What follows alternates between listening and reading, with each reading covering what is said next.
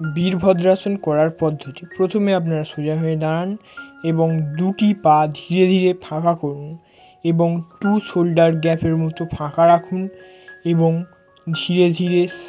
একটি একটি করে পা সামনের দিকে ঘোরান এবং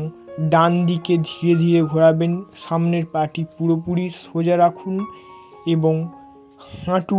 90 ডিগ্রি ভাঁজ রাখুন এবং পিছনের পায়ের হাঁটুটি সোজা রাখুন এবং বডি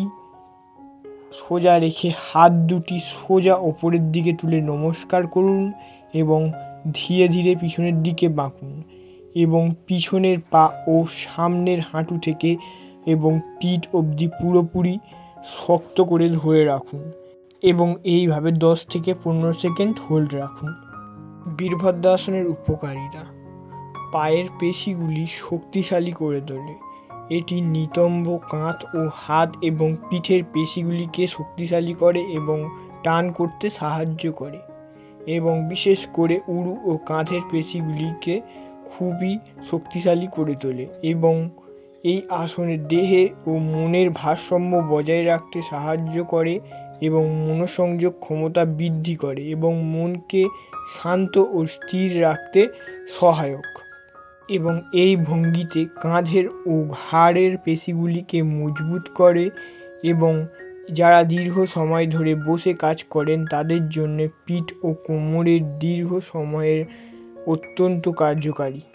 এই আসন শরীরের ফ্লেক্সিবিলিটি বাড়াতে সাহায্য করে এবং বীরভদ্রাসন শরীরের রক্ত চলাচল ভালো করতে সহায়ক এবং পেটের পেশিগুলিকে উদ্দীপিত করে এবং হজম শক্তিকে উন্নত করে এবং নিয়মিত বীরভদ্রাসন অভ্যাসে অনিদ্রার সমস্যা থেকে মুক্তি হয় এবং ভালো ঘুম হয় এবং তলপেট ও নিতম্বের মেদ কমাতে খুবই উপকারী এবং মানসিক চাপ ও উদ্বেগ কমাতে বীরভদ্রাসন খুবই উপকারী। এই আসন নিয়মিত অভ্যাস করলে আমাদের শরীর এবং মনের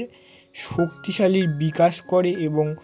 মনকে শক্তিশালী করে তোলে এবং সিদ্ধান্ত নেওয়ার ক্ষমতা বৃদ্ধি করে।